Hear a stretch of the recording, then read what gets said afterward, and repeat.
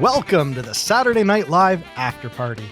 This week, we'll be taking a look back at the March 18th, 2000 episode of SNL with first-time host Dwayne "The Rock" Johnson and musical guest AC/DC.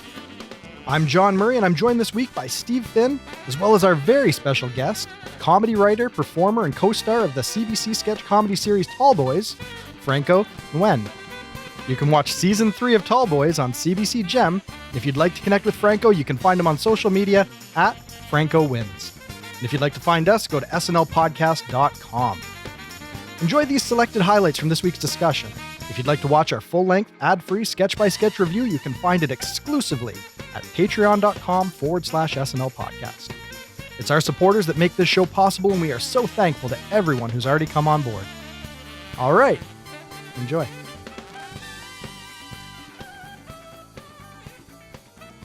Well, Steve, it has been far too long since we talked vintage SNL. That's right. And what better way to do it than with, the original duo? Yeah. If we're going to talk vintage, we might as well take a vintage form of the show. So let's have you back in the hosting chair for a minute. Yeah, it feels good. It's a throwback. It's Canadian night on the SNL podcast tonight. But honestly, I really don't want to talk to you. Why would you? Well, honestly, like the only reason why this is happening, the only reason why we're getting together tonight is because you told me that you could probably get someone on the show that I was very, very excited to be able to have an opportunity to talk to. So I don't want to leave him hanging here. I want you to introduce Franco and let's get into this. So Yes. Who'd you bring along tonight? Let's introduce the man I bribed you with to come on the show. Franco Nguyen, my old friend from college days. Yes, Franco, it's good to see you. You're looking well. How are you? Great to see you too, Steve. You are also looking great as well. Well, thank you. So we go back, I believe, what is it, like 2006? Yeah. It's been so long.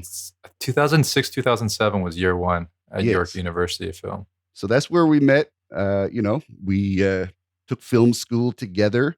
I don't think we worked on anything together, which is probably the Yeah, we best haven't. decision you could have made. Dude, I missed out. You missed out or dodged a bullet. One Yeah, or the your other. career has really suffered, Franco, for not being able to collab with Steve. Sure. But yeah, it's interesting though, because, that was a production class. I knew you as a, in the production world. But you have made quite a name for yourself as a performer, a writer. And it's great to have you on the show. So I want people to get to know you a little bit. So let's go back, I don't know, as far as we need to learn how the spark started for sketch comedy in Franco's world. I always loved comedy. It was always my favorite genre. I wish I still had it. I don't know where it was, but in fifth or sixth grade, we had to write a letter to some of our favorite celebrities or heroes, and I wrote one to Jim Carrey, and it was like to his fan club, so I got his headshot sent back. I don't know where it went, but I think it was in a math book that I returned. But yeah, I always loved comedy. I think I said this on a couple of interviews where my first big laugh was during a bicycle presentation where it was in sixth grade, and the bike presenters were like, if you have a bike, you still have to stop at a stop sign. And I was like, in the back of the room, even if you have training wheels? And the room just burst. Every child was just laughing. People carried me out. They crowned me principal and king of the school. You knew your audience. Yeah. Yeah. You were playing to the right crowd. Yeah. They really knew it. I was so zany. But I remember that was such a high, and I think I had also talked about this on other, because I'm Vietnamese, and my parents don't speak English, and I kind of there's a cultural difference too, where in school I was kind of had this freedom, it's this other identity, so it was you could kind of just be zany and outgoing, whereas at home it was a little bit more restrictive, and there was not as much communication. And then in high school, I was in all my really enjoying drama class. I was in the high school play, and during lunch we had a really bad improv show at lunch. It was so bad, It was like in the middle of the hallway. It was in the foyer. I have some footage of it. It's so terrible. We had but- those in my school. Definitely Yeah. wasn't our best work, you know. Yeah, I mean, like, because I'm jealous of people like in the improv scene. A lot of people I know went to was it the Canadian Improv Games, CIG? Mhm. Yeah, I A went lot of there people, 4 like- times. See, so that I see that's legit. Where like our improv team was like, dude, I just saw this show called Whose Line. Let's just do that, but with no structure or training, like just no idea. That doesn't look so hard. Yeah, it's easy, and they make it look easy. Mm. Yeah. So, and then I think when I went to film school, it was I felt like it was kind of like a bit of, I felt so privileged to be able to go. I felt like I had to make like really great movies. And I didn't, at the time, I felt like, making a comedy movie might not be a serious use of the time because it was, you associate it with school and you don't really consider it like, I don't know. I was like trying to get straight A's and like I was just worried that like it would be too goofing. Like it's already bad enough I'm going to film school, but like goofing around at film school, that's a no-no. So I think like at my time. Meanwhile, I made a comedy at film school. Yeah. Yeah, it made great stuff. But anyhow, yeah, and then when I was finished film school, I was in a sketch troupe called Asian Exploitation. And I also started stand-up like 2 years out of film school. And then from there, I just met Gulai, Tim, and Vance in the open mic scene. And I started taking classes at the Second City. And I started doing really well at the Second City. I was part of this thing called the Bob Curry Fellowship. It started in Chicago. It was named after one of the first performers of color, African American, named Bob Curry. And it was like kind of like a master class of sketch that you had to audition and get invited into. One of the graduates, like a lot of people who graduated, like are doing really well. Like Aliyah Kanani, who is in this movie called Scarborough, that's doing really well in the indie film circuit, and she's nominated for like for best lead actress. Funny enough, Celeste Yim, they came through that program. We were like sharing the stage, and then like they're writing for SNL now, like getting sketches on like consistently, writing like stuff we've all seen. Yeah, so it was just like such a great class. It was such a great thing to be a part of. And then from there, I was able to get a job as part of Second City's education company. And then got bumped up to Tourco. But like the month in, I got bumped up at Tourco. TallBoyz got greenlit. So I had to stop Second City and work on TallBoyz. So you're only in the Suffering touring from company for like a success. month before you got pulled into CBC? Yeah, it was like a month and a half. It was like it was like just under, like it was just over a month. Yeah. So you took Second City for all they were worth, and then like the second you got an offer, you're like, peace out. Yeah. I was like, I'm done with you It's guys. almost like a See you Bill later. Hader situation. Yeah. I mean, he Yeah. was only there for Yeah. he What was was only this doing group? it like that for months before he Mhm. got signed. Yeah. Megan Mullally was also at my show too. Oh yeah. No, I'm just joking. I'm joking. No. That's funny. No, she was there. That's funny. was- Can we talk about TallBoyz a little bit though? Because I want to ask you a little bit about. I mean, there's a lot of talented people working on this show, but we do want to ask you a little bit about Bruce McCullough. Of course. Now, he's known for Kids in the myth, Hall. The legend. Of Yes, course. he did write for SNL, so obviously we're interested in talking about that. And Kids in the Hall was Lorne Michaels produced, so it's Yeah. it's all part Yeah. of the same Yeah. sphere. Yeah. So I guess my He was- question is, do you know how jealous I am? What gives you the Now- right? My first question. Who do you? A follow-up question. Who do you think you are? Yeah. Yeah, but how's it been working with Bruce? I mean, he's your executive producer and director. I think he's one of the most brilliant minds for comedy direction out there. So it must be a dream come true, right? He's a brilliant mind. It's like, he's very generous. He's very kind, very generous. I think I was very intimidated the first for like a year and a half, like first year and a half. It was just like I didn't know what to say to him. I just was scared. But he was always very accommodating. And then as we've gotten more comfortable, I would say he adjusted to us more, because I think you know, we just don't have the same kind of like, uh, they're fearless in terms of like confrontation. Like from what I've heard of the kids in the hall, like they're very like, hey, this is my idea. This is what I hear in the writers' room. This is my idea. This is. Do you like it? You don't like it? Well, your idea is not as good as mine, and this is why.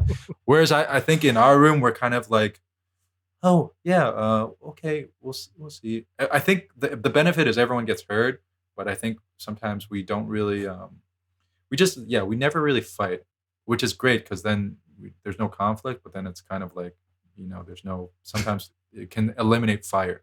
Yeah, sometimes That you need does that sound like passion. You need CBC. the iron Yeah. to sort of sharpen iron a little bit there. Yeah. We're that, our energy is that, when the cable starts going out, like, or it's like at 2 a.m. when the station starts Mhm. shutting down, we're the loon energy. But yeah, Bruce is great. He's very kind. And it's really cool that like every so often in between, he's gonna like tell like an SNL story about, just like even like a little bit of a nugget. That it's so amazing to hear because, Well, being a comedy fan and just hearing just a little juicy, like we'll say something and then like the word liar, or not the oh well, John Lovett's character, is Mhm. it the liar? The liar, yeah. He's like, yeah. well, what's his catchphrase again? It's like, he has a catchphrase on it. It's like, anyways, That's the ticket. yeah, no.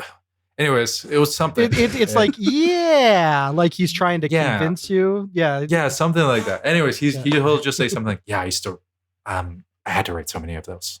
Yes, it's just like, it's really fun. Mhm. Or he'll like drop a quote that Lauren said to him, like something like, Some pearl of wisdom. yeah, or something really funny. Like he's like, Bruce will say to us like, I'm only one voice, but a very important voice. And that's something Lauren used to say to him all the time, and the kids. So it's really fun. It's really cool. That's a pretty accurate Bruce voice there. Yeah. I guess you guys are getting along because are we allowed to talk about this? I believe you have some involvement with the Kids in the Hall reunion. Is that correct? Yeah, I mean, I don't have major involvement. I was there I play a small part. I have a small cameo in one of the sketches. Okay. So you're in an Goulet. adjacent hall. One of those kids. I'm like a delivery boy. I don't know if I'm a hall. I would be honored, but I don't know. I was only there for a day. It's But it's fair to fun. say that basically that whole sketch hangs on your performance. Is that what you're trying to do? Yeah, definitely. I'm a pivotal role. So let's talk about what TallBoyz is just a little bit here, because we've talked a lot about the inside baseball and who's producing and that kind of stuff, but for our mostly American audience, they may not have encountered it. So I'm gonna give my Cliff Notes version. If there was an equivalent to what Kids in the Hall was, like sort of like a premiere sketch show built around a troupe that kind of has its own voice and its own approach, that's Canadian centric, but very much of the time. That's how I would frame TallBoyz. So for anyone that isn't familiar with it, that's kind of how I would see it. What like you guys performed as your troupe before you got the show.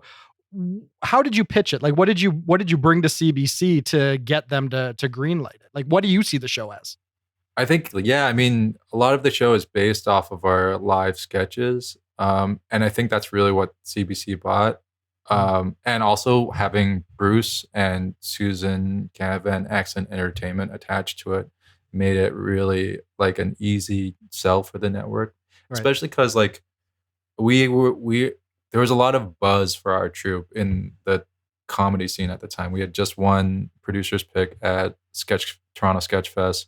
We were just coming off a sold out run at the Fringe, or like mostly sold out run.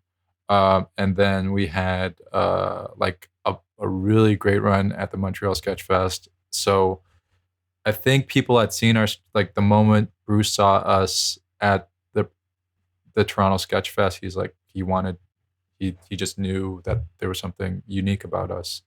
So our sketch show is just like, we joke that it's for diverse friends doing diverse things diversely. but it's also, it really is, this sketch show is like kind of centers around our friendship, and also what comes from the minds of, four single mom raised boys who watched too much TV. Yeah. Yeah, there's a bit of an innocence to the worldview presented on the show, which I find very charming. For what it's worth. For sure. Oh, thank you. Yeah, we don't know anything. Well, like an innocence in that, I don't know, like there's shows that want to go out of their way to just be edgy for edgy's sake, and then there's other shows that are just happy to dwell in the goofy and the charming and just what makes you giggle kind of stuff. And I don't know, I love a show that's that accessible. So kudos. It's a fun show. It's well worth tuning into, and everyone can find it on CBC Gem. So two enthusiastic thumbs up. And it's on CBC Gem. Fuse. Yep. Yes. Thank you, Steve. Yep. You're jumping in right there. Yeah. I was going to, but you're better than me to do it. So yeah. I think it's safe to say that you're qualified to discuss Saturday Night Live. More specifically, this episode, this 2000 episode, The Rock's first outing, is what we're going to cover tonight. I feel like you have enough industry cred, enough sketch cred, enough performance cred. You could probably bring a lot to the table. So I'm very excited to get your perspective on the episode. And, unless we want to just, shoot the breeze for another half hour, you guys ready to kick in? Let's do it. Yeah, I'm happy to. Wonderful. Cold open. Vince McMahon assured Lauren that having wrestlers on SNL would not get out of hand. We get some cameos from Vince McMahon, Mike Foley, Triple H, and The Big Show. So, Franco, start us off. What'd you think of the cold open? I honestly loved it. I mean, this is such a joy to watch because it's so nostalgic. I stopped watching wrestling around this time, but I used to watch it. Like, I wanted to be a wrestler around this time.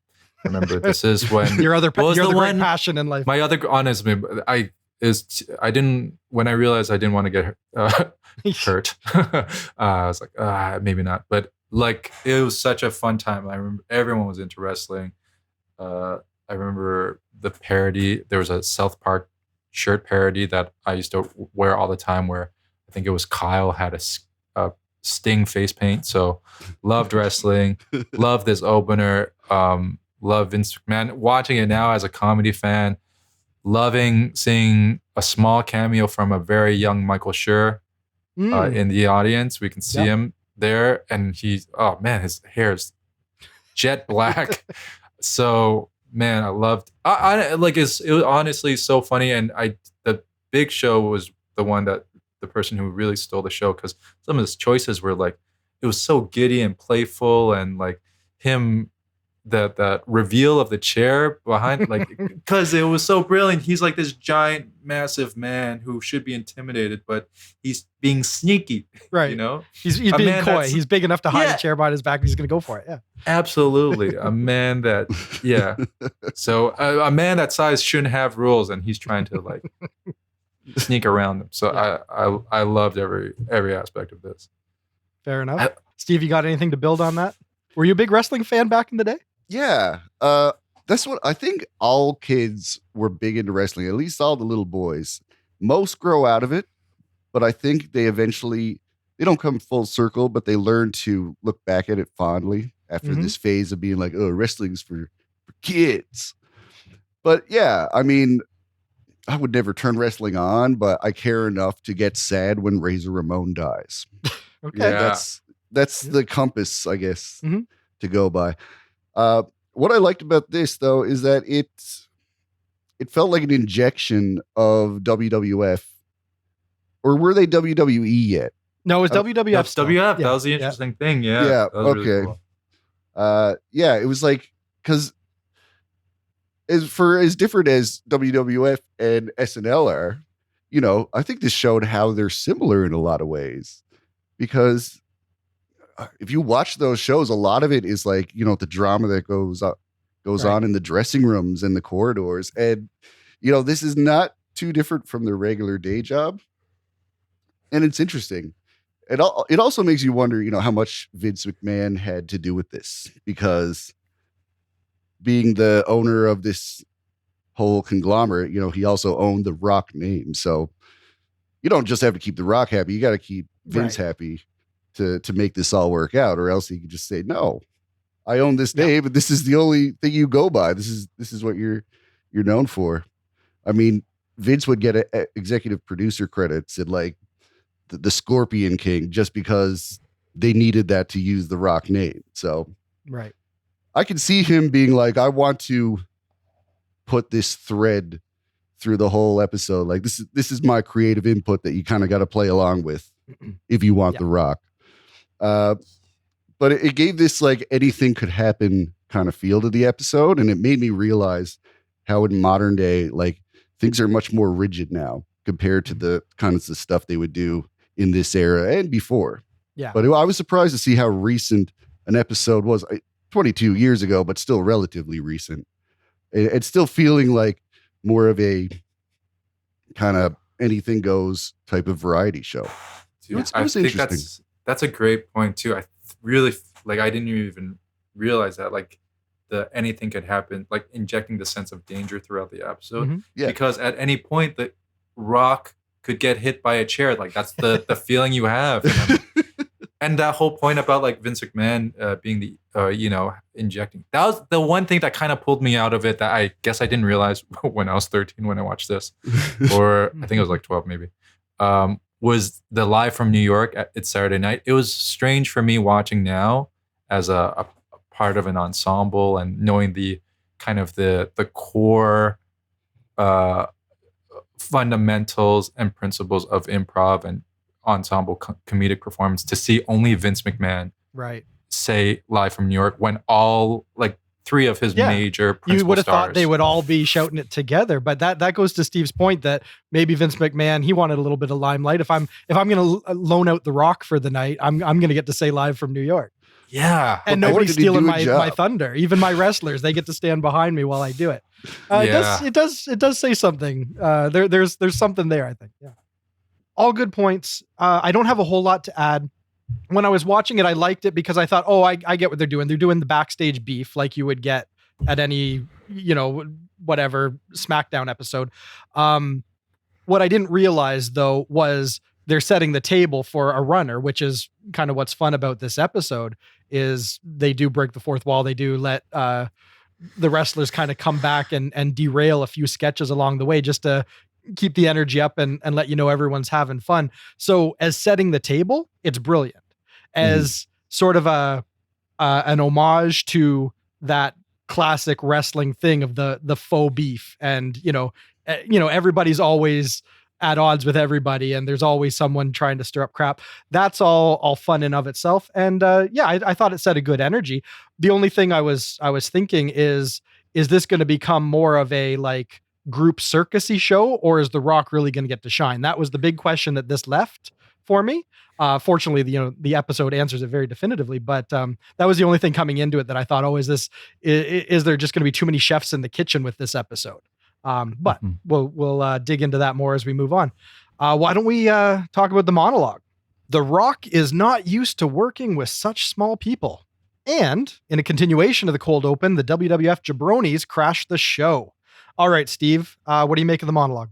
Most interesting thing is the realization that, okay, we have a motif happening here. We have a long form narrative bleeding into,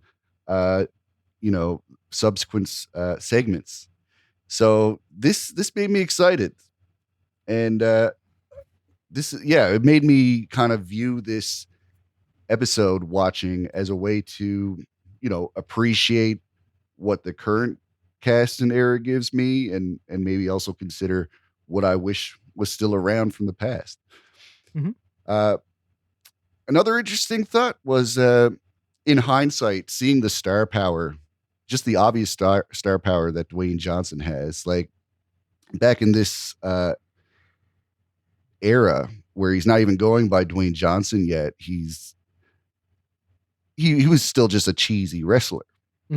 And it's funny how it's so obvious to look back on and say, well, of course he became a big star. I mean, look at the charisma he has. Look at the natural likability of him. And then, it just, at the time we were thinking, hey, come on, man. There's plenty of actors out there. Why do you got to put this guy in movies? Like that was really how people felt about The Rock back then.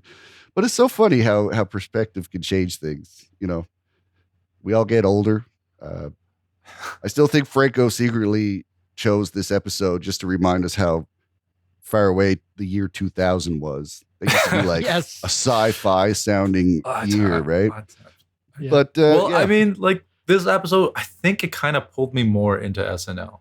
I think I was more of a wrestling fan, and I was like, "Whoa, this is The Rock's hosting this thing," and then it's funny, and then I think around that time, maybe the summer before, the summer after, I started watching a lot of SNL. I think Comedy Network had just kind of became a channel. Watched a lot of episodes of the Phil Hartman years, like that era with Sandler, and I think right before SNL, I would watch Bizarre and then SNL on the same block. But I think this was the episode that might have pulled me into SNL, where I was like, oh, okay, this is the structure. This is how it works. This is a monologue, and it was this is live sketch comedy. So this planted some seeds. This in some way may have led and wove a path through to where you are now. Yeah, I think so. I think even watching it now, because I remember laughing a lot at Chris Parnell, and now watching it now, I'm like, wow, he's such an invisible star of this episode. Because he's in a bunch of just supporting roles, but like kills in every supporting role in this one, and the desperation. Well, we'll get to it, but yeah. We'll get to it. Yeah, you're not wrong. Well, that's probably enough on the monologue. I don't want to belabor the point because there's a lot more show to get into. My only thought at this point is coming out of this, because it was so heavy on the cameos and so much of it was devoted to the back and forth beefing. Again, I'm just wondering how much of this episode is truly going to be The Rock. So it was an open question at that point, but then we we get into the show proper and we're going to get some answers. So let's get into our first pre-tape of the night.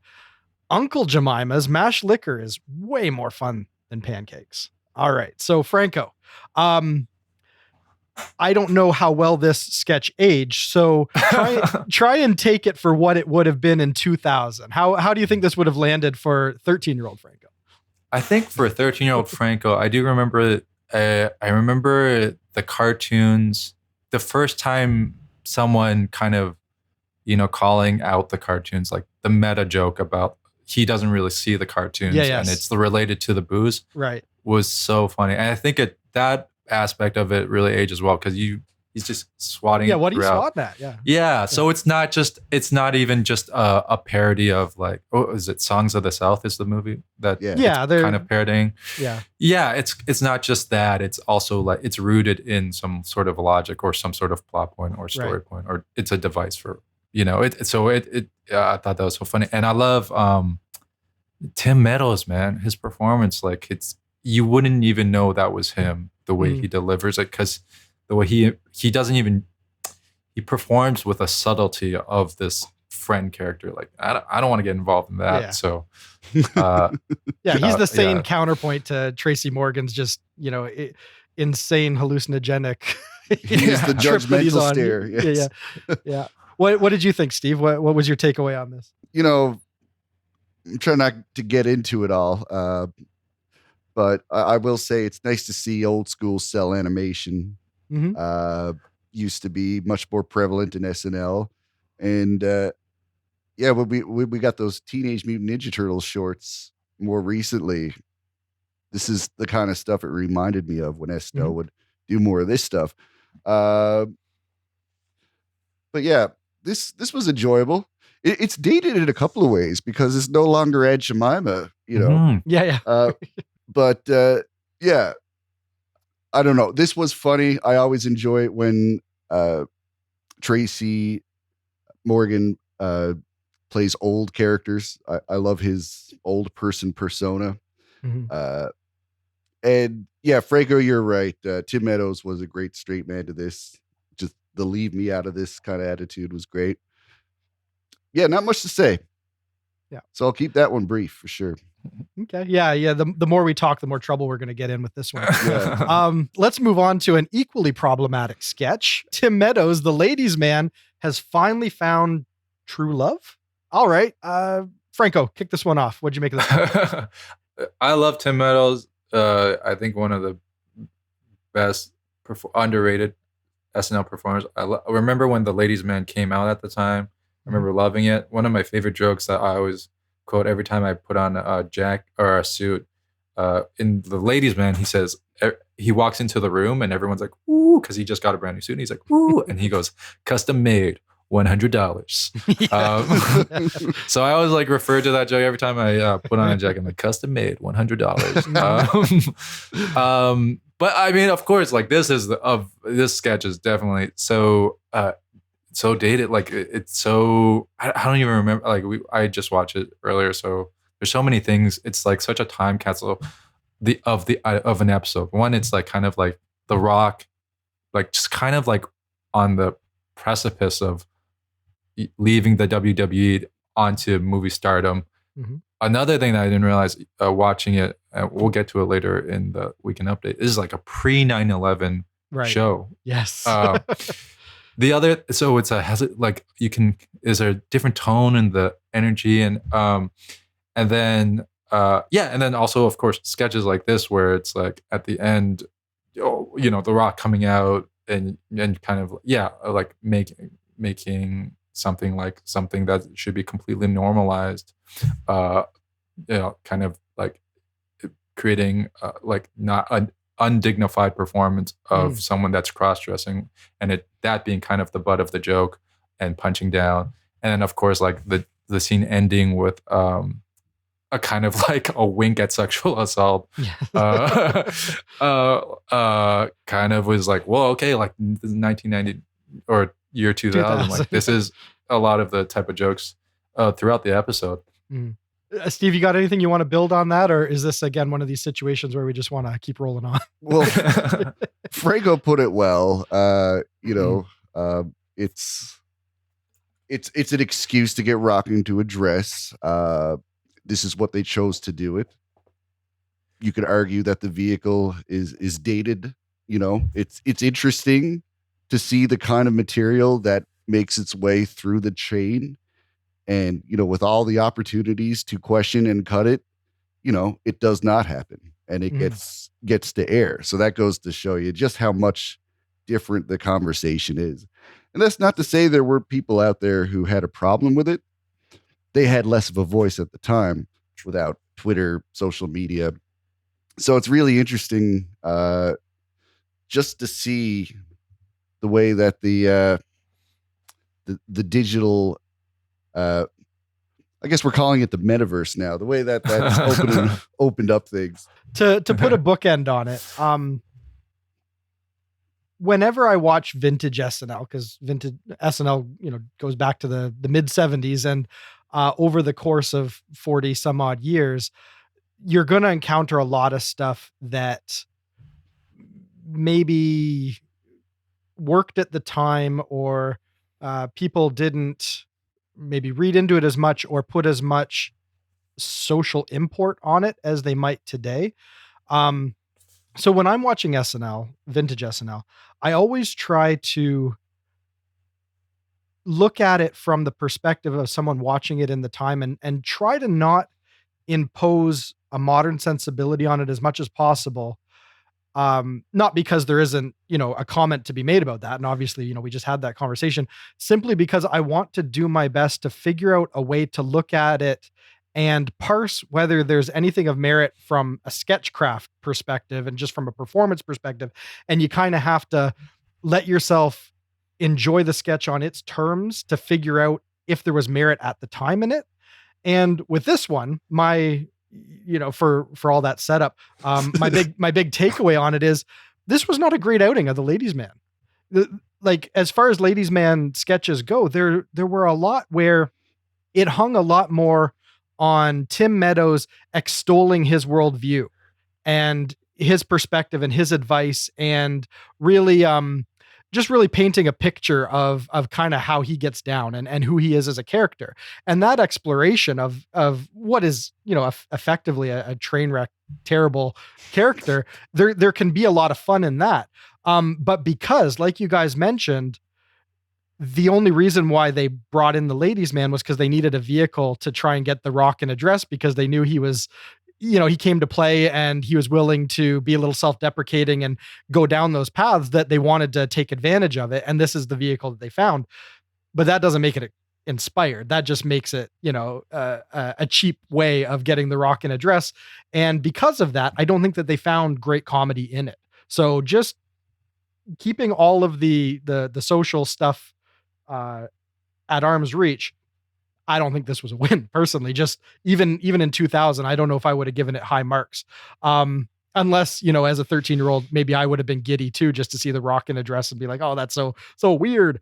But other than that shock value, I don't think there was a whole lot here. So now that we've put a solid 20 minutes in on that sketch, why don't we move along to our next live sketch? Scientists reunite Mr. Peepers with his father, Papa Peepers. Okay, Steve, take this one. Did we want an outing with Mr. Peepers and his dad? Yes, if this is who his dad is going to be, because this is some of the best stuff that Mr. Rock does at this SNL episode. I feel like it takes advantage of his physique, because he stands in a squat for the entire time on the table, and to keep balance in that position enough to flail your arms around and act like a gorilla. That takes a lot of strength. So that's using a strong man to your advantage there. Yes. If it was like Colin Hanks hosting or something, you wouldn't wouldn't work. You wouldn't expect that of him. But it made me think of something random, like just as a performer, as a comedic performer, especially, like the little hidden talents you develop in your career, like Howie Mandel inflating a glove with his nostrils over his head. That's a very unique talent, but only a comedian would learn that. And I feel like Chris Kattan's ability to just zip through an apple like a monkey, it reminds me more of a hamster, but I feel like that is something he had to work on and perfect. And it's like he's probably one of the leading apple munchers in the world, if you think about it, like how few people pursue this talent. Just a random thought I had. I remember laughing so hard seeing The Rock like humping. I mean, to a 12-year-old seeing humping on TV, dude, that's so funny. It was like, because it was like in between, it was the joy of seeing a wrestler, but also with the mentality and spirit of a dog hump. It's like 2 in 1. And then the thing watching it now, I'm so amazed by is we obviously know Will plays a straight man in the Will. I say Will like I know him. When he does Alex Trebek, he's somewhat of a straight man, but he's such a star role. He's such a star that he jumps out at that role. You're still watching Will Ferrell here. I mean, I didn't really, in all the best ways. This is a very invisible supporting performance because, of course, Chris Kattan is such a physical force, like another great of SNL. But yeah, just seeing Will just be such a pure, solid, like I would have not, I don't think I would have even known Will Ferrell was in this until I watched it like a second time. Yeah, no, that's fair. People don't sometimes give Will Ferrell credit for the other 50% of what he did on SNL, because he had so many standout characters. You just thought, oh, they just always just throw the ball to Will, and then he's larger than life, and that sells the sketch, and that's all you need to know about Will Ferrell. But no, there's just as many times, especially with Chris Kattan, because they were in many ways like a perfect pairing for their energies and their styles. There was a lot of times where he had to be generous and give the stage over, and to his credit, he knew when to pull back, and he knew when to, make it his sketch and when to hand it off. And it made for a lot of great moments between those two performers for sure. Yeah. And it's like such a triumph for the cast, because it definitely, like, the better the host looks, it really is attributed to a cast that is not pulling attention to themselves and Yep. pulling all that focus. So just like being very generous. Yeah, it's interesting. I think the reason why, to your point, Franco, so much of this show feels ensemble and well balanced, and feels like the performers know how to hand off and how to really work within the ensemble, and it doesn't seem like everyone's always vying for the limelight. I think that's an outgrowth, first off, of they've been on the show for about 5 years, but all, at least half the cast was pulled from the groundlings at the same time. So a lot of these guys, they spent so much time coming up together, and they had so much of this back and forth, this shorthand already developed, that they Oh, brought that wow. camaraderie to the show. Mhm. And I think that's a lot of why this era holds together so well. Is you see like Sherry O'Terry and Will Ferrell, and you there's no way that they could have just developed a lot of their back and forth and what they brought to the show when they got to SNL. A lot of that already had to be in place, and they just had to understand their rhythms, and it paid dividends in this era. And I think we see a little bit of that here, and throughout the episode, but the era as a whole, I think it's I don't think there's been many SNL eras where you get that kind of cohesion. Yeah. Let's keep rolling here. We got a lot of show to cover. The easily intimidated hosts of Morning Latte welcome The Rock, and in a continuation of the monologue, the WWF jabronis once again crashed the show. Okay, Steve, what do you make of this? It's a tried and true format for SNL, but do you feel this was inspired? Maybe not. It's hard to say. Just plucking it out of SNL history and watching it isolated, I was happy to see it. Mhm. These segments, they live in my mind. They have real estate that's never left. It's one of the things I think of when I think of Will Ferrell and Sherry O'Terry, which is some of the most amazing pairings that you can think of when it comes to all the duos of SNL. I just love their energy. I love how, like, even sitting down, they're never relaxed and they're always ready for the next physical gag. And it's just a full body performance from start to finish. It seems exhausting. It's definitely like Gilda Radner levels of performance energy coming from Sherry. And of course, Will, I don't know what powers Will, but it is something of another world. And the way they play off each other is just so great. So it had enough going for it that it was fun to watch. It would be interesting to see how I would have felt being back then, watching every episode at one after another, comparing it to the whole season. Yeah. What do you think, Franco? This work for you? Yeah, I remember just being a little jarred. I love the of course, energy of Will, like just Steve was just saying. But yeah, I remember I just coming in, I was like, oh, this is kind of like, how did we get to The Rock singing? If it didn't feel like a smooth transition, relative to the rest of the show within the sketch. Is it great in the live performance of everything, where we get to see the star and the kind of the range of The Rock seeing a muscular man be able to kind of do something that was considered vulnerable at the time. Sure. You got to understand, this was the year 2000. No wrestler was singing. Certainly not crooning, sweet ballads. Yeah, for sure. Certainly not. I do like the through line, because there was a through line throughout. It made kind of like a B story throughout this whole thing, the story behind the story, with the wrestlers coming in.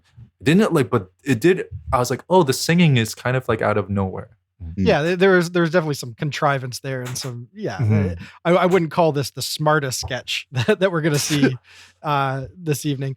My headcanon, I have nothing to back this up, but I'm gonna assume that this is true, is part of the reason why The Rock has been asked back 5 times is because when he came, he obviously set an impression with the folks over at SNL that he's a good sport and he's up for anything. And, he comes to just bring whatever he can. Like, he's a consummate performer, professional, just game.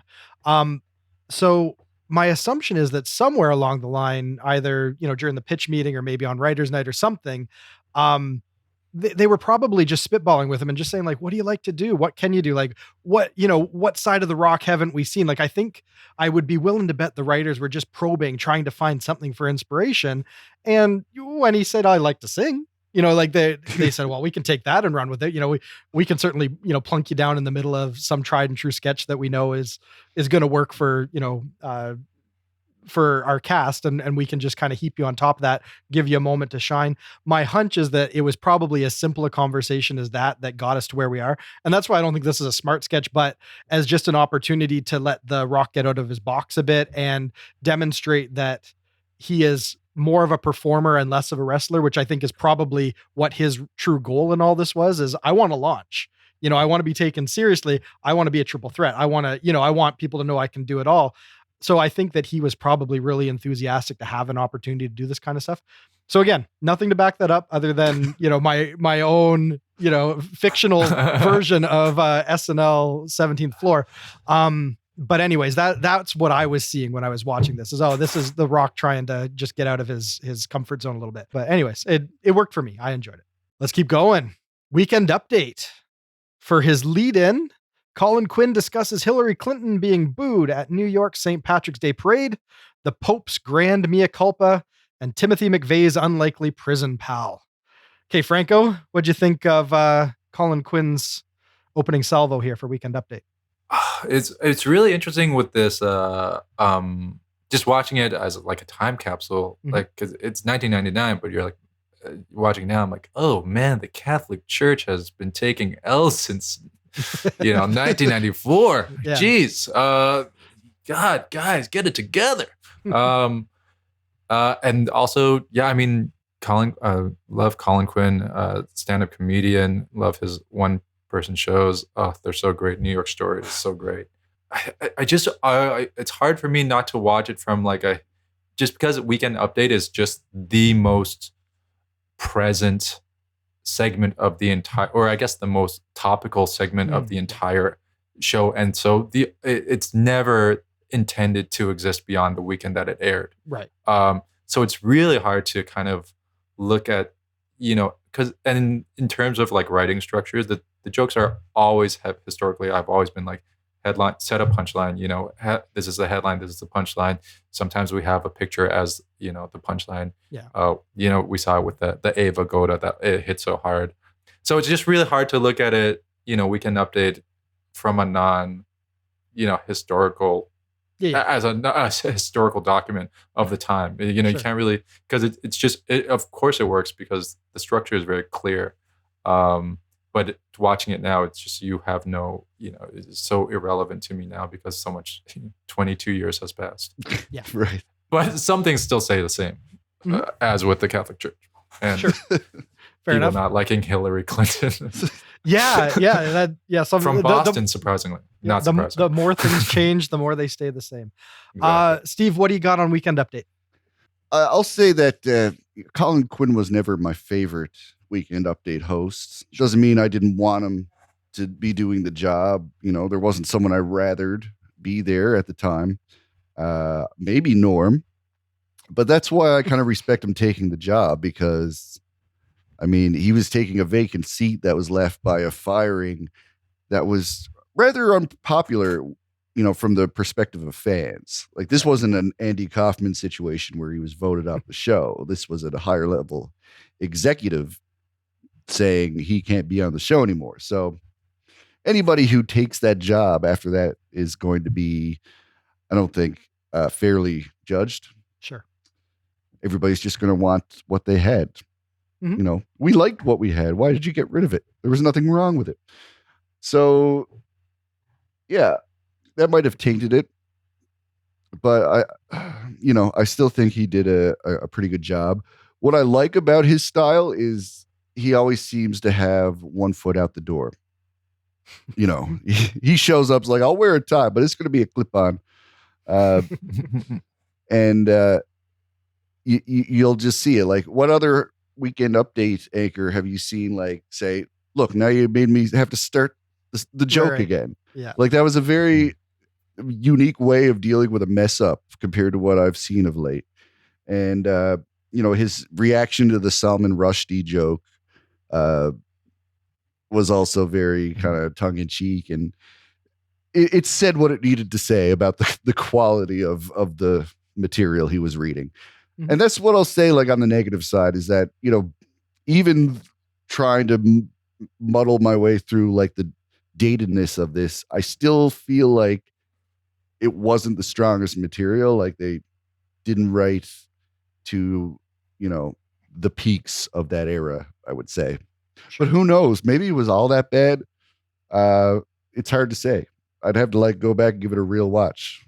Yeah. It was interesting with I don't remember the Osama bin Laden joke that they had in there, but just like seeing how, you know, obviously everything, hindsight's 2020, but like just seeing how, wow, they really didn't know anything about him at the time. And it's just reminiscent of like, I'm sure people are going to watch episodes of SNL from March 20, you know, was it 2020? It's been so long, where it's like, oh yeah, there was a reality TV show that was talking about coronavirus, Right. and they didn't see it coming at all either. And yeah, so I mean, it's really interesting to see. Yeah, it's definitely hard to figure out how this worked at the time, because obviously the material isn't as close to our hearts as it would be to the people there who are reading the news and, you know, like absorbed in what the world looks like in 2000.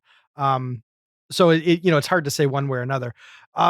I think you're right, Steve, that Colin Quinn, I think he thought that part of his persona or part of what he was going to bring to Weekend Update was that nonchalance, sort of that I'm going to throw it away a bit because I don't care, like just a little too cool for school sort of thing. Because you do see that a lot. Like if a joke bombs or whatever, he's like the first one to sort of mock himself over it. So you can tell he's not very precious about the material. Yeah. And sometimes that works because it can disarm a really cold room. Like it can help people get back into it when a joke does bomb. But at the same time, if you don't believe in your material, sometimes it's hard to sell it too. So it cuts both ways. And it's very hard to figure out, because he had such a short tenure, whether he would have grown into the role more, whether this was as good as it was going to get.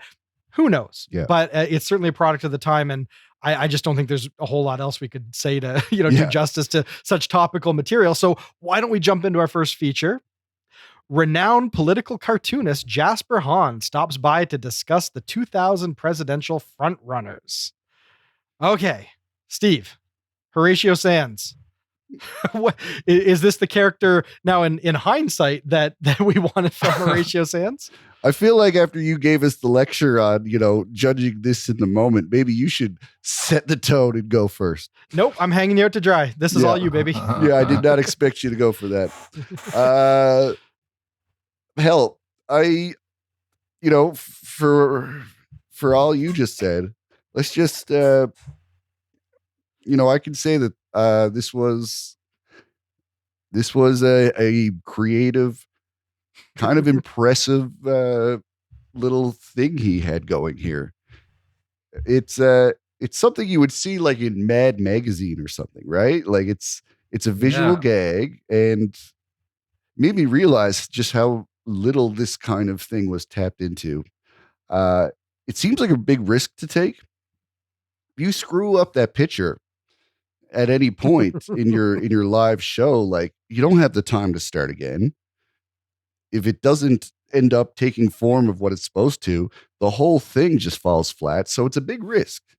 So I can appreciate the amount of practice that went into it and the artistic talent that it actually does take to do this. It reminds me of that Halsey performance. I know you remember, John. Yeah. I love me some Halsey. I know.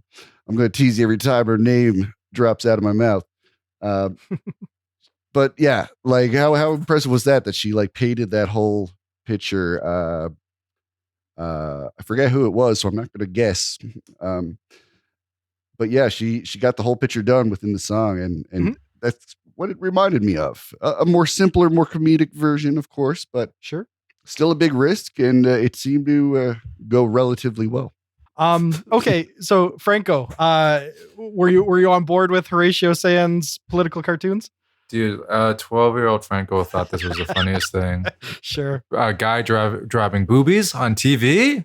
This is so this is risque. genius. This is my Groucho Marx. This is my Oscar Wilde. But yeah, I mean, even now, I think it's so funny. I mean, I'm not following the news too much closely with the dark stuff with Horatio Sands. That aside, as much as we can put it aside, maybe we shouldn't. I don't know. Talk to me after at me. I mean, I thought it was really so funny. I mean, because it's like a play on it, and you don't see it coming, and also I mean, I sometimes do have to say, like, I don't always, and I love Colin Quinn as a stand-up. And I feel like the constraints of delivering someone else's monologue might not be ideal, because like I think the Weekend Update job sometimes feels like you have to be really proficient in like kind of delivering clarity with someone else's joke, and but where like the other unspoken or unsung skill of the Weekend Update person is being the straight person for the feature, for the features. And he was, I mean, I keep talking about all the supporting, but he was so funny in this one too. He's like saying, like, just, I think it's the New York accent, being like, "Hey, get out of here with your dirty pictures." Right. Like that was like, it makes it so the scene so much better because you can feel the disdain, no patience for Horatio. Yeah. And it's like he, as a New Yorker, he probably sees this filth 24/7, so he knows it's coming. These are savvy New Yorkers who've seen filth on a daily basis, and it just makes the impatience so much more real. And then it makes the goofiness of Horatio's character so much more ridiculous, because when he goes, "Gore, it's like, what are you doing?" So I love the contrast and like that, the whole the piece with both of them and the character itself. Man, that was so funny. Like I won't tell anyone I enjoy it now in public. Yeah, I always have a soft spot in my comedic sensibilities for just juvenile potty humor, schoolyard, I don't know, just gross out scatological stuff. I think my comedic taste peaked at around 12. So this to me is timeless. I'll always giggle at this kind of stupidity. And full disclosure, I didn't realize it, but I used to do this bit when I was like, I don't know, 20 and still had a social life, and I'd like go to Eastside Mario's or something with some friends. You know how they'd put like paper down on the table and you could draw on it, like they'd leave some crayons or something on the table. I would always do this, like draw something that was so obviously, perverted, and then turn it into an elephant or turn it into, something to make everyone else think that they're just seeing what they want to see, as opposed to me just being a deviant little monkey. I didn't realize it, but I wonder if maybe I did that because I saw this back in the day, because I have no recollection of Horatio Sands doing this bit. I'm sure he did it a few times on the show, but I wonder if maybe that's where I picked that up from. But that's something that I've always had fun doing when given the opportunity. And it was just kind of a blast from the past to see it on the show. And just the silliness and stupidity of it all won me over immediately. And so that's where I land on it. What do we think about Jimmy Fallon stopping by to share his excitement about going on spring break? Steve, Jimmy Fallon, a little bit of musical comedy here. I think he's lucky to get it on. Yeah. It's a couple of parody songs. He's, I guess, trying to do the voice somewhat of the performers. Mm-hmm. It all revolves around spring break. So yeah, it's competent. It has, it's understandable. Nobody's scratching their head. Oh, what the hell is this all about? It's just some funny parody songs. Certainly not deep. What do you think, Franco? Anything here worth digging into? I mean, I enjoy it. I gotta say. I mean, all the things that Steve doesn't like, I'm like, yeah, that's good. But that's good though. I think it's a bunch of parody songs. Yeah, we love these hit songs. I don't understand, Steve. You're describing all good things and then saying it's bad. I mean, you say parody, I say a reimagining of. He's the kids' bop for 13-year-olds at the time. You gotta understand, the year was 2000. There was no kids' bop. And he was, I remember watching it and thinking like, wow, and identifying with Jimmy Fallon. I'm like, I think I'm a cute boy. And he's playing guitar. I'm like, whoa, he's playing. I think I'm doing this right now. I'm him. Yeah, so I mean, playing the guitar. I think when you used the phrase musical comedy, it made me look at. I was like, you know what? Sketch alone, you kind of look at pieces, but in the whole scope of the entire episode, we're seeing a wide range of things that are kind of holding our attention. Even though the rock thing singing at the end was like kind of like a little bit jarring for me, I do think in the scope of the entire episode, I'm like, wow, this is incredibly entertaining. And as a cohesive, as a whole episode, it's incredibly cohesive. And so with the Weekend Update, throwing in Jimmy Fallon, getting this like kind of infusion of hot young boy, but also great musical cute talent with pop songs of the era in a thing that all us young teenagers or young preteens hope to enjoy one day, which is spring break, going to cool college. Dude, what more can you ask for?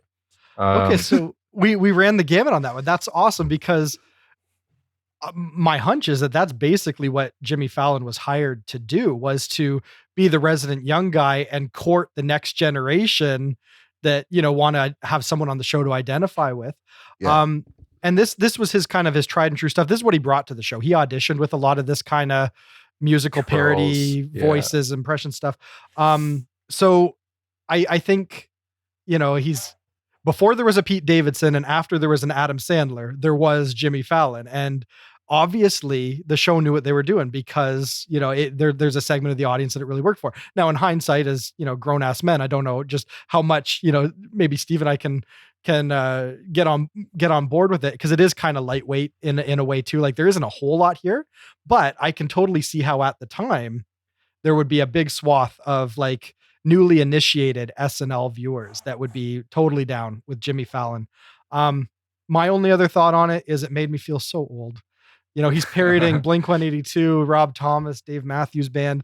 And I'm thinking, oh, that's right. I used to be young and things felt important. And, like that was like my era of music. And then I'm just thinking that was 22 years ago. That was more than that. What was this?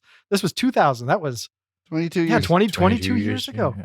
And I'm just thinking, where does the time go? And so Jimmy Fallon made me feel very old.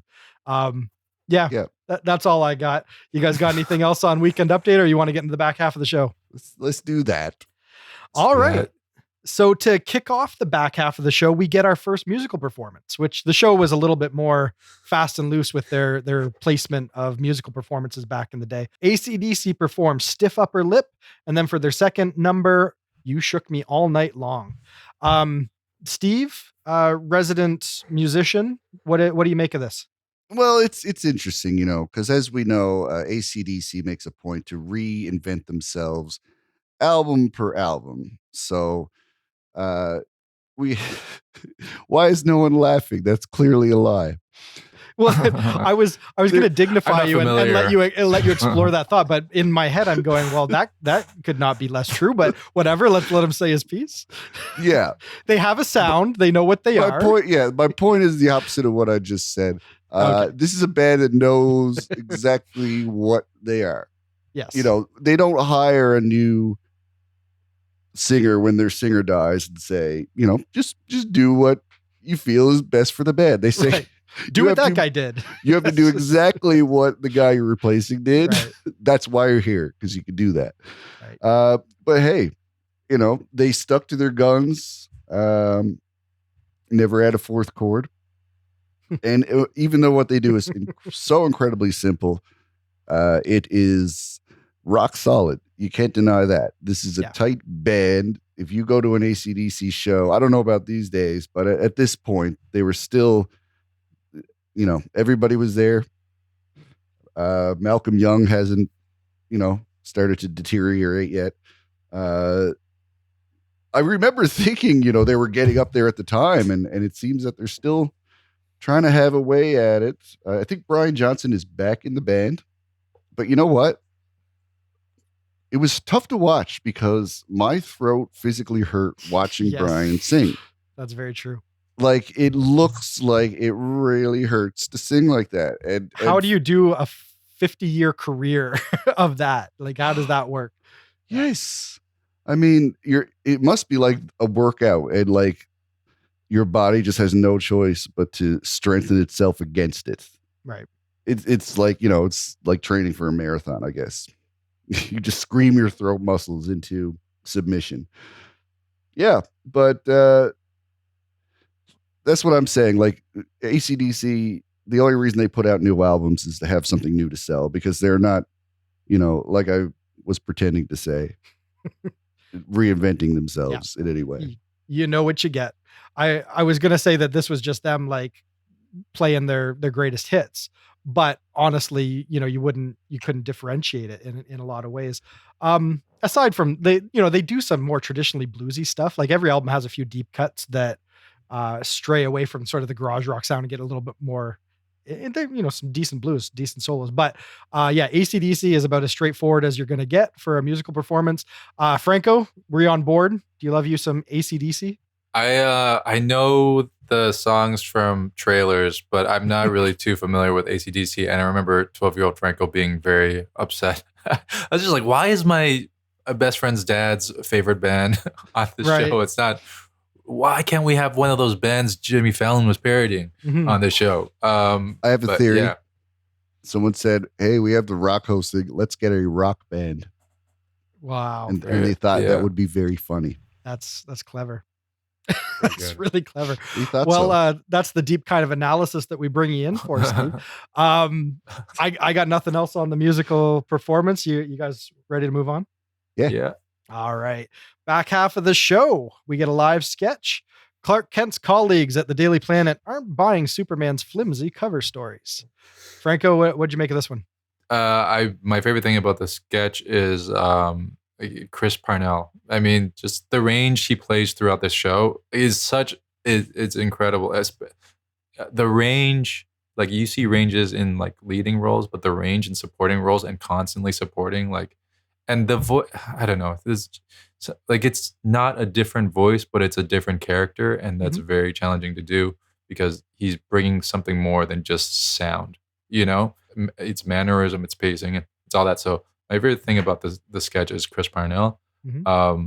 Obviously, some of the jokes are dated in its homophobia, but aside from that, like, if they didn't lead into that territory, it could have been like time. Like, I think Conan had like a Superman sketch as well at some point, but maybe I'm misremembering. Molecular Man, yeah, they something like that. Yeah, I think every generation of the show has had something about, Superman. Something Superman, and it's stupid. It's obviously Clark Kent, but Chris Parnell. Oh man, MVP of this episode. Very good, Steve. What'd you think? I mean, it's fun, but it's also very typical. It's an organic train of thought, of course. We got a big burly guy. He looks like a superhero, and surprise, surprise, he's playing Black Adam now. So, makes sense, right? It's just a simple thought experiment. It's like, they expect us to believe that nobody notices that this is not Clark Kent, or Clark Kent and Superman are the same person. Nobody buys the putting the glasses on and disappearing. So why not make it ridiculous? If we're already not buying it, like, let's just make it as obvious as possible and play with the cartoonishness of that. Right. And I like how they settled on little things like the kind of bickering, like almost playground bully style of taunting they do.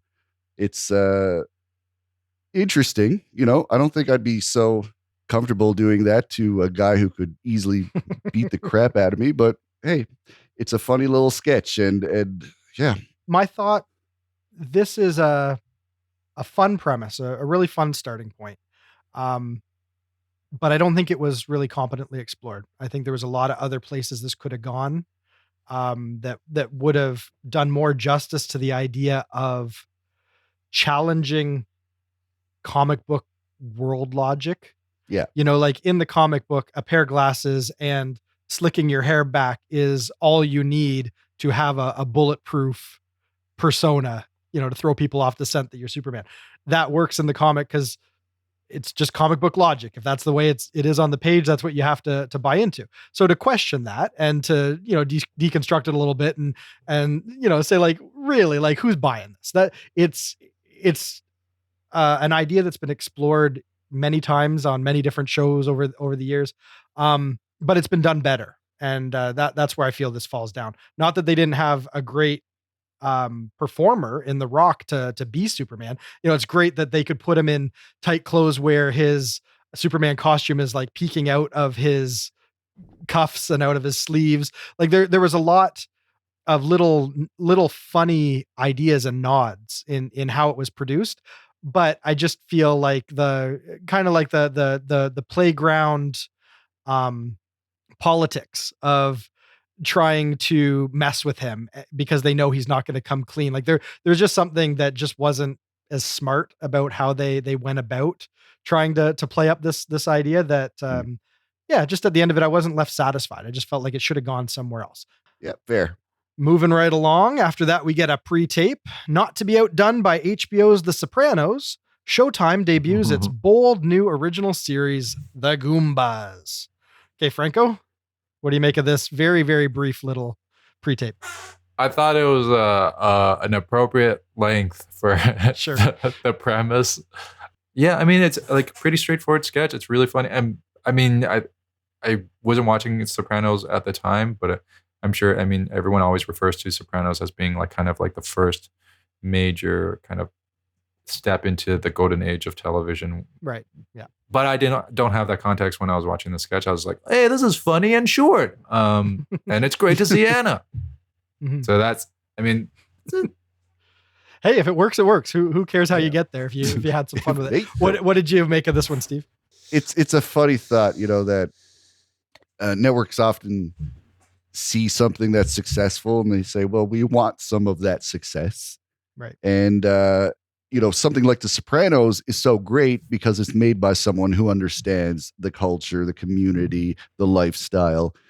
And, once that product is made, then everybody else can look at this product and say, okay, well, that's, this is what the finishing result looks like. Let's try to make something that resembles it without fully understanding how it comes to that from the surface. They're writing from the wrong direction entirely. So you get some kind of heartless pastiche that just misses the point. Right, exactly. That's the gag here. They make the gag, they get the hell out of there. So I respect them for it. They had something to say and they said it. Yeah, this was a triumph of editing. If this had stuck around for 15 seconds more, I would have been like, no, shut it down. Yeah, I think you hit the nail on the head there, Steve. And that's basically the only point that I want to make was I think the funny here, the core idea is that Sopranos took off and was such a great hit that you've got far less inspired executives at a rival network saying, how can we top that? Like, how can we find the same kind of success and take it to another level? And they watch The Sopranos, but because they are terrible executives and not creative, they watch The Sopranos and they think that the success of the show rests in the mafia stereotypes. And so they say, well, okay, we can make a better mafia show than this. And they just pull out the most shallow Italian tropes and think that that's what's going to sell their show and make it an equivalent piece of art to The Sopranos. All you need is, the Italian taglines and just the, all of the greasy kind of Goomba aesthetic. And that's our show. That's our winning ticket. So it was just such a nice comment on how terrible television gets made. Mm-hmm. And I was really amused by that. And if it had stuck around, like I said, for 10 seconds more, that notion would have faded. And I would have said, oh, okay, yeah, there's nowhere else for you guys to go with this. You really got to shut it down. So I was really happy with how quickly this came and went. There you go. There you go. Moving right along. We should do the same. There you go. Yes, moving right along. If we linger 10 seconds more. We get a live sketch. A husband and wife explain how Nicotrell can help you quit smoking. And in a continuation of the morning latte sketch, the WWF Jabronis crash the show to beat the snot out of Chris Parnell. Okay, Steve. This is very SNL-y right up until the point where they break the fourth wall. Was this working for you? Sure. It plays almost dreamlike.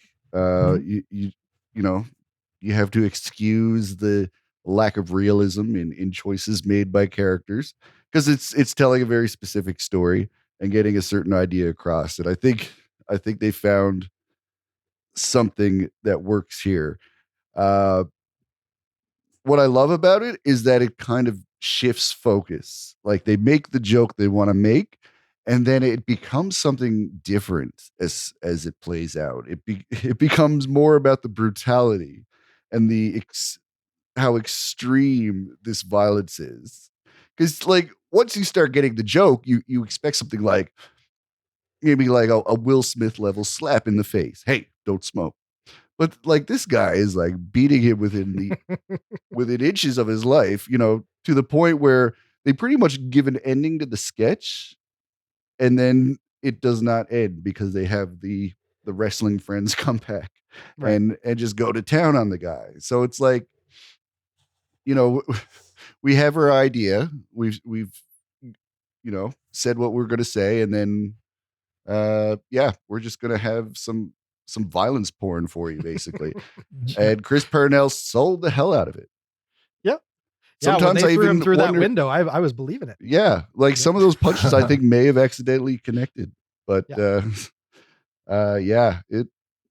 was shallow fun. I felt like I was watching wrestling. Fair enough. Franco, what'd you make of this one? I think 12-year-old Franco thought this was the greatest sketch. It was the favorite of the night, 12-year-old Franco. Just because it was wrestling in a sketch form. I think, because the violence was funny. It was so hilarious. I think watching it now, I'm like, because I don't watch wrestling as much, and it's been years since I've watched it. A little part of me was like, oh, I hope he's okay. Sure.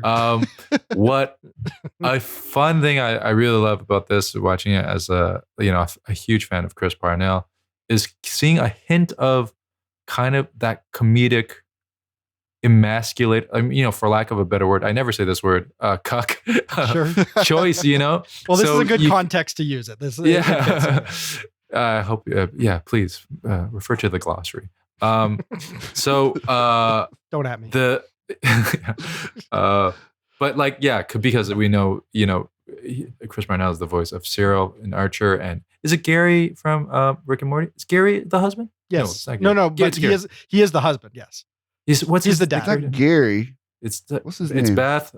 Beth. Jerry. Rick. Jerry. Of course. Yeah, Jerry. My bad. Yeah, but Jerry, just that moment in the sketch where he's like, "Get your hands off my wife," and then just, "Please, man," like just that jump makes that like it's like if you were casting Rick and Morty for the voices and you watch the sketch, you're like, this guy has the job. That's the real. Yeah. That was his audition. Sure. Yeah. Honestly, it's like you put that just that moment in your reel, your voice reel. I think the breaking of the fourth wall, I felt like that's when it was kind of, it didn't heighten it too much. It felt like a lateral move to me a little bit, if I'm being a stickler. Yep. It was very suitable to bring us back to the runner, but I think as in the self-contained sketch, it was kind of like a lateral move because the violence in itself was not so different, and the misdirect of The Rock going, "You have to hit him harder," was not as misdirecting, and because it wasn't as viscerally satisfying because we had already seen him beat him up. Maybe it's like it's more of it. It's not necessarily grander in any way. Yeah, the stickler in me says, and we had already seen him hit him with like objects, like he went out a window already. Like, how do you he went out the window. Yeah, exactly. So do we save the comedy editor in me is like, okay, why don't we just save that and move the throw at the end? That way we can save that for when we break the wall. We save that later. But of course, again, I'm not writing for them, so what do I know? And when you show up on Tuesday and you got a show to put on Saturday, you don't always get to rethink your sketches and reshuffle them. And sometimes it's just you can't overthink it at SNL as much. So sometimes you get a sketch that seems to peak in the middle, but then linger a little too long. And there's stunts and props that you have to talk with as well. Yeah, where you're like, well, this coordinator wants you to be this way. It's safer this way. Exactly. We don't have the insurance to waive for Triple H to throw them. And if you grab, anyways. Yeah, no, but that's very true, because they would have to have like the blocking and the basic beats and structure of this locked earlier, because you're not wrong. They need to have a coordinator in there. They need to be able to do a little bit more prep. To make sure everyone's on the same page and safe. And, it's a whole nother level of production when you have this many people doing this much physicality, breakaway walls and all the rest of it. So, there's only so much time to write it before you have to say, okay, this is what we got. Now we need to figure out how to actually perform it. Yeah.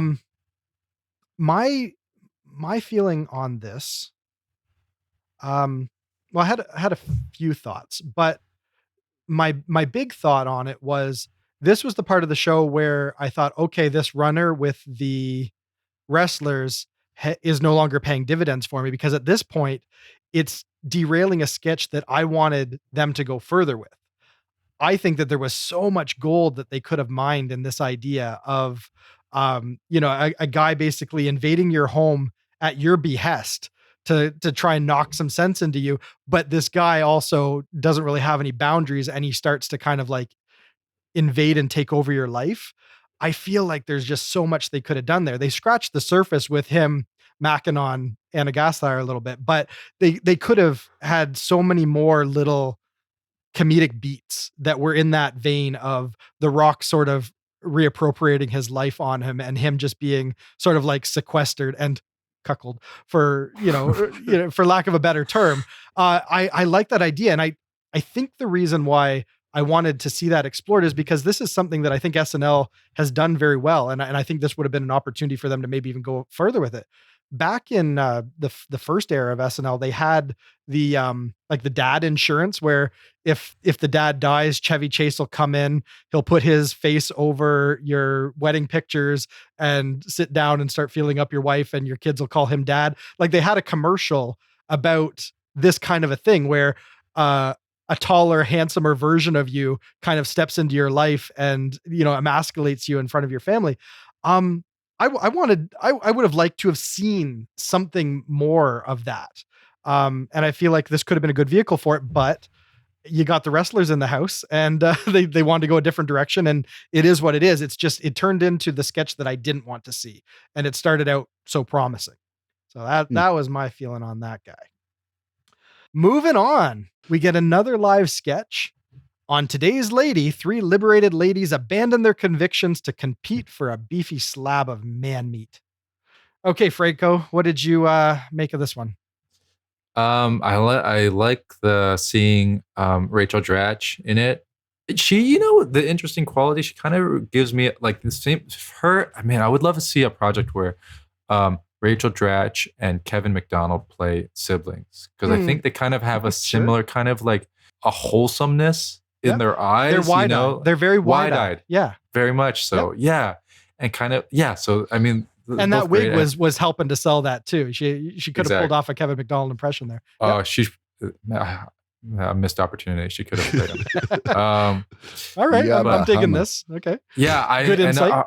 I'm not sure if the cough was improvised, if that was real or not. The Gwyneth Paltronian. I remember really thinking that was so funny. I mean, I feel like that's something that they. I've also heard that like it's kind of like a faux pas. You don't want to have too many parody names because it pulls you out of the sketch, the premise that you're trying to establish, and you get a laugh early on when you're trying to set up. If you're building the world, you don't want people dwelling on the name. You want them investing in the sketch. Yeah, you want the big laugh at the turn generally, or at like traditionally. But I don't know if that was on purpose. But I mean, we're still in the sketch. This is the late part of the sketch show. So this is Zany Town. We're getting close to. What do you think, Steve? Well, yeah, first of all, we got 3 of the funniest women to ever have been on SNL, which is great. it's a funny concept, they're definitely making a point to say that they're not doing a good job of representing the modern woman. And it's not like this is that dated, you could say, because they've made similar sketches as of late that I think kind of explore the same thing, that dilemma of, presenting yourself as a woman who respects themselves, but, still having that side of them that goes giddy over cute boys. Yeah, I'm not going to say too much about it, just to avoid any potential trouble. Sure. But yeah, I'll just say, like, the performances were great. It's great to see all three of these women, and I think this is the first season for Rachel, right? So this is, Yep, she's a featured probably player. on the higher end of her involvement Oh. with the show here. So that's yeah. Oh, It's I nice did to not know see her that. breaking That's out. great trivia. Yeah, there's this is one of those situations where the more I talk about it, the more trouble I'm going to get in, because I enjoy the sketch. I enjoy what they're presenting. I know that there's a lot of people that hold themselves to a higher standard, so this could feel a little bit undermining of their cause, if you are a liberated woman. But I like sketches that try to cast a little bit of light on some uncomfortable truths about the human condition, because we're all kind of hypocrites a little bit in a lot of ways. You could be a very sophisticated person and put on airs and really kind of be in control of your persona and how you present yourself to the world. But there's always going to be little things that just tickle you the right way, and you kind of revert.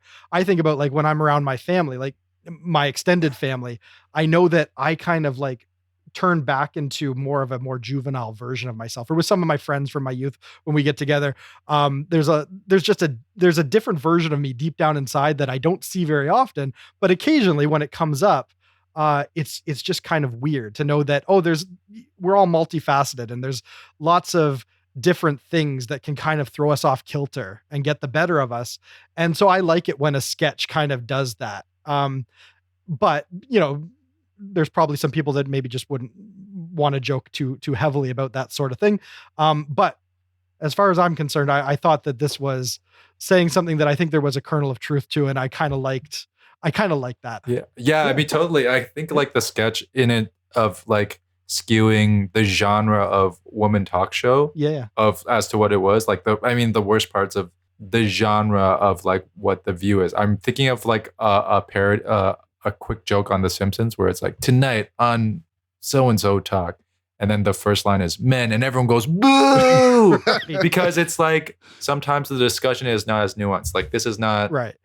and this is not to conflate feminism, and like just to create a clear distinction between feminism and a talk show that sometimes can be anti-feminist, because the structure of the genre can be very limiting. Yeah, but we're talking about a 20-year-old sketch about subject matter that I don't know if any of us are truly qualified to go any No. deeper on. So let's jump into our 10-1 Definitely not. pre-tape. Yes. Colonel Belmont's old-fashioned horse glue is still made from the choicest hooves, bones, hair, internal organs, and whatever gets caught in the machine. Steve, this is how we end the night. Yeah. What'd you think? You know what? I'm on board for this. I think this is how we should be paying our dues as a society. If we're going to enjoy these fruits of our labor at the expense of living things, that should come with a regular reminder that it's not so pretty behind the scenes. You don't want to know how the sausage is made. Yeah. Yes, and when we put how the sausage is made and make it the forefront of your marketing, you get this, and it's gross, it's disturbing, and it's all the things that you would expect from just the very premise of it if you were to read it on paper. So yeah, I'm still going to use glue. I mean, I still ate chicken after I saw them cut that poor cartoon chicken's head off. Yeah, and Clucky's chicken. Yeah, Clucky's. Yeah. It's in the same vein of that, and it's a good avenue to go to. Very good. All right. That was yeah, no, that was a take. What do you got, Franco? I enjoy the production of it. I enjoyed obviously like the way it looks, the feel of a commercial. I enjoyed Will Ferrell playing not out loud, like demonstrating that the constraint and the realness of this character that he's playing. I love Chris Parnell, and again MVP in supporting roles. I think I might not be the demographic for this commercial because I have no reference to it. I didn't know I just never knew glue was made from horse hooves. And I kind of just figuring it out as I'm watching it, as they're making reference to it, where they're like the fridge magnets, I think something about childhood construction paper. So in that moment, I'm like, okay, there's a connection here. Oh, okay, I guess horse hooves, maybe this is a common product that it's used in these things, and this is bringing attention to it, and it's bringing it to our conscious. I didn't know that. I was just thought, or maybe that it's changed and it used to be like that in the 70s. Like, I think I'm asking too many questions as a viewer, whereas like comedy, it's really good comedy delivers a point in a subversive way where you don't even think about it. It just hits you later. Here, I'm like asking a lot of questions early on. And I think, traditional improv and sketches, in the platform, you answer the question, who, what, where. And I have so many questions of like, what is it about the glue? Because I don't really know. No, that's okay. No, we don't always have the background to be able to embrace a sketch on first glance. That's totally fair. Now, interestingly, I do have the background to be able to process this sketch, but maybe not in the way that it was meant to be taken, because I grew up in rural southwestern Ontario, and there was a time when I was on a friend's farm, and we watched a horse get dragged away and hauled into the this truck, this trailer to be hauled off to be processed. So I have a childhood trauma that gets heaped on top of the sketch that if I wasn't already dead inside, it might have actually made the sketch less funny for me. But I found the sketch hilarious, despite the childhood trauma. Yeah. You've been using tape and nails ever since. Yes. Yeah. I love when SNL takes something very scatological or biological or just gross or just something that makes you uneasy, and they wrap it in all the trappings of uber wholesomeness. These are old-timey country values, and this rancher is talking with the soothing drawl, and everything about it is just this is old-timey country living at its best, and the salt of the earth. And what he's saying is devastating. It takes 4 horses to make 1 bottle of glue, and we grind them up, we take the hooves, and we just throw out the rest of it to rot. Like, it's a very dark subject matter in a lot of ways, but it's presented so brightly, and I always love that contrast. I love that juxtaposition. So this had me grinning. I enjoyed this, and I had forgotten about this. When they do a pre-tape back in the day, it took so much to produce them that they'd have to produce them like ahead of the season or mid-season, but then they would use them on a lot of episodes whenever they needed to fill up some time, because the show clock got a little askew or whatever. So you would see these several times throughout the season, but I'd totally forgotten about this one. And it was a joy to see it again. And it tickled me in many ways, between trauma and delight. Okay, let's get into our overall ratings and thoughts. Franco, moment of the night. What took it for you? Moment of the night.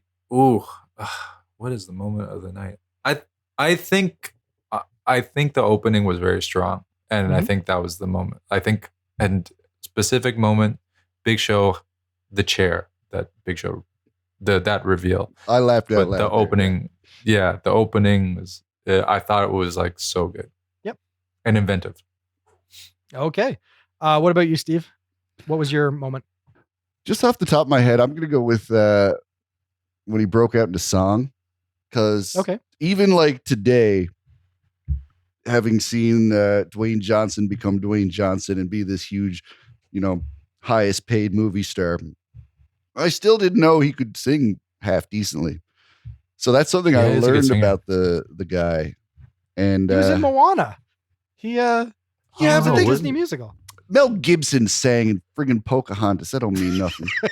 Fair enough. I can give you that one. Yeah. Sure. I'm going with the moment in the Mr. Peepers sketch where Papa Peepers is revealed and Mr. Peepers runs off to the corner and he is visibly quaking and intimidated by this alpha male, this, the silverback gorilla that has now like invaded the scene. It's just such a fun little performance beat. And I love how dialed in Chris Kattan is with those kind of characters where every part of his body is part of the character. If his hands are shaking, if he's darting his eyes, like he looks like a trapped animal in that moment, or an animal that's worried that his dad's going to eat him. And it was just a subtle, simple, quick little cut to him. And I don't know. I think that really helps sell the sketch and the dynamic between Papa Peepers and Baby Peepers, and I don't know, it tickled me. So that's my moment. Not bad. All righty. How about best overall sketch? What do you think, Franco? If the first sketch, the opening is considered a sketch, and that's the option. I mean, that the moment of the night and sketch of the night. That's it for me. All right. It is always fun when they're backstage and when Lorne Michaels participates, and it gives you that little bit of like behind the curtain, seeing the nuts and bolts of SNL. There's always something fun about that. So I can get on board with that. I enjoy any cold open where they go backstage. What about you, Steve? What do you got? I'm just gonna have to say Mr. Peepers. Yeah. Just because I found it really well done by Dwayne Johnson. Mhm. And this is probably really surprising for people watching at the time. I don't know if we've seen this side of The Rock before. It was fun to watch. Yeah, I think I'm going with Mr. Peepers and Papa Peepers. With I think an honorable mention to Horse Paste, which I think it's well written. Like there's just a lot of specificity in the Horse Paste one. But the trouble that they often run into when they have recurring characters like a Mr. Peepers is finding ways to integrate the host organically and figure out a new gear for the sketch, and you just sort of make everything come together in a way that makes it feel fresh. And they can't always pull that off. Recurring sketches are sometimes a little too rigidly formatted to figure out a really good way to work in the host. In this case, I thought it was inspired. I think The Rock is, the silverback gorilla, just dominating the scene, and then the kindred spirits of them both getting into hump mode. There's just so many fun little things that you needed a second Mr. Peepers to be able to go to those places, and who better than The Rock for that? So I think that works pretty well as a sketch. That'll take it for me. It's also a classic, host doing a mirrored version of a recurring character, which is a big motif, like all the way back to the first year with what was it? Richard Pryor doing the samurai character. Yeah. All right. That's right. Yeah. So this is hard coded into SNL's DNA. Definitely a very SNL-y type of scenario. MVP. Franco, what do you got? MVP. I mean, I said it. Chris Parnell is the MVP of the episode. Yeah. Hands down. Yep. You've already made your case. I think that is more than fair. What do you got, Steve? Chris Parnell sounds good to me. Sure. Who has done as good of a job as Chris Parnell, only to get fired twice? It just seems so wrong. They fired him, rehired him, fired him again, and he's one of the most rock solid, reliable cast members they've ever had. Yeah. And this is such a prime example of it. Yep. Let's make it unanimous. I think you guys made a solid argument. I am totally on board with Chris Parnell. Yeah. He doesn't always get his due because sometimes it's the ones that are willing to pick up the slack and be that competent support that they don't become the stars. But I couldn't imagine this era without him. Think of the Mr. Tarkanian sketch. Remember the one where Will Ferrell's the boss and he's always like verbally abusing everyone, and at the end Chris Parnell comes out with a trident and a net and he's like ready to battle Will Ferrell to the death. Like that kind of stuff. I don't know. Like Chris Parnell, definitely an unsung hero of this era of SNL, and happy to give him an attaboy. Now, on a scale of classic, great, decent, weak, or train wreck, how would you rate this episode? All right, Steve, I'll let you run with this one first. I'll give it a great. I don't know if I'd look back at this as like a particularly classic episode, but it certainly has, a unique spin on it with the party crasher wrestler guy narrative. The Rock, this is his first time hosting. In hindsight, we know he's always great on the show, but this is the first time he's proving himself. The writing may be a little wonky in places, and some of that may be just like seeing it from a 2022 perspective. Things are dated, of course, but yeah, just all these unique elements it had really elevates that average writing to make this a great episode to look back on. Sure. What do you got, Franco? I'm gonna say classic. I mean, some of the things you've mentioned. I mean, and it's hard for me not to make it a classic. Well, it was your pick, right? Also, it was my pick, but also one of the episodes that kind of pulled me into the SNL world. Yeah, you literally could have picked from any episode they ever made, and this is the one you picked. So it was the first one that came to mind. I'm like, if I want to talk to about a classic episode, I think this is the one. One of the reasons that Steve mentioned, I think that The Rock was a multiple host. Also, it's classic in that this is kind of a snapshot of right when he ascends into this is just taking off into stardom, taking off into being a multi-host. We get to see cameos. We get a Lorne cameo. We get a piece of Tracy Morgan.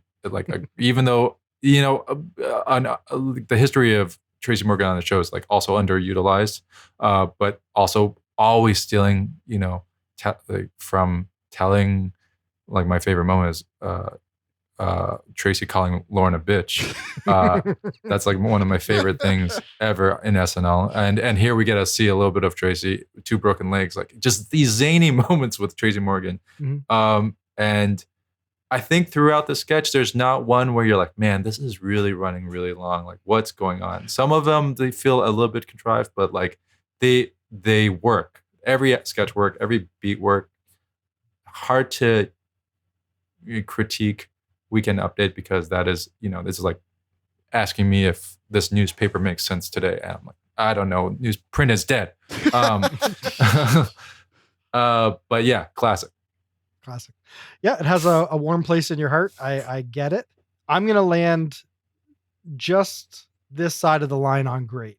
I think the argument for classic is there because anytime you have a host that turns out to be a 5-timer, official friend of the show, come back anytime, and you see how it all started and you see that they had a really fun week and the show had a good energy and you can tell that everyone just enjoyed having him there. That energy in itself is infectious and that can get you into classic territory.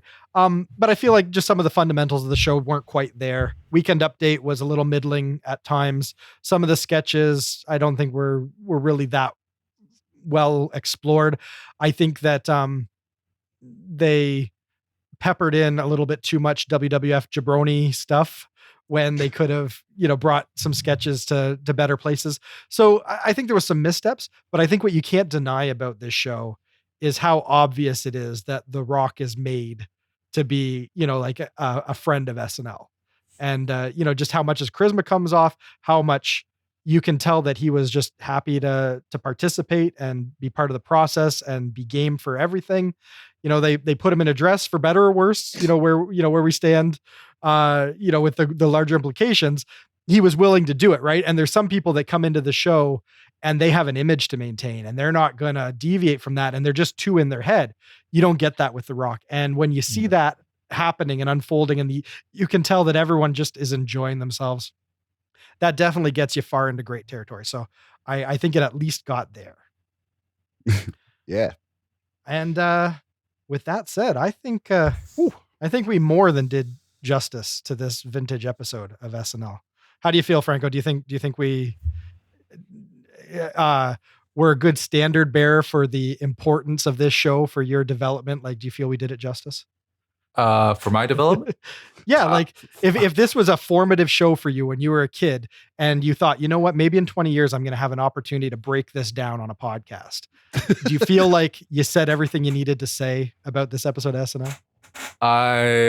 I think I hope so. I hope people. I don't know if anyone's sticking around. We are 2 hours deep into this. I'm like, as you're saying that, I'm like, yeah. I mean, I could throw in another 2 hours on another element, but yeah, I think we definitely did. I mean, we went through it all. Yeah. I think there's history, there's trivia, we mentioned the groundlings. I mean, what else can you ask for? This is it. It was a great rehearsal. I think we're ready to start.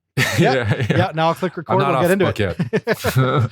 Very good. Yeah, I think we covered a lot of ground there, and it is always fun looking back on shows where they just underscore how much society and culture changes over time, and how your perspective is now different looking back on a show than where you were at in your life when you saw it the first time. You know, maybe you were just a fresh teenager looking to be inspired, and you get that from the show.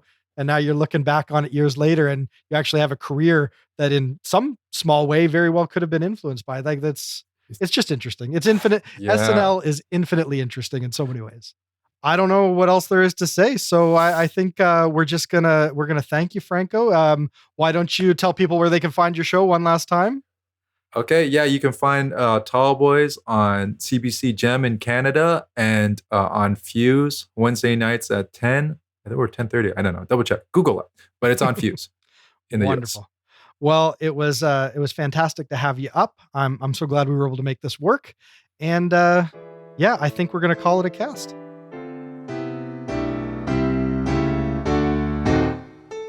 Thanks to Steve Finn and Franco Nguyen. And thanks as well to our most generous patrons, Neil Weinstein, Justin Gardner, Grace Kogan, and Brian Clark. If you're enjoying our show, please subscribe on YouTube or wherever better podcasts can be found. Your subscription helps us grow, and your support is greatly appreciated. We'll be back soon with more coverage of SNL's 47th season. But until then, this has been the Saturday Night Live Afterparty podcast. I'm John Murray. Good night. Have a pleasant tomorrow.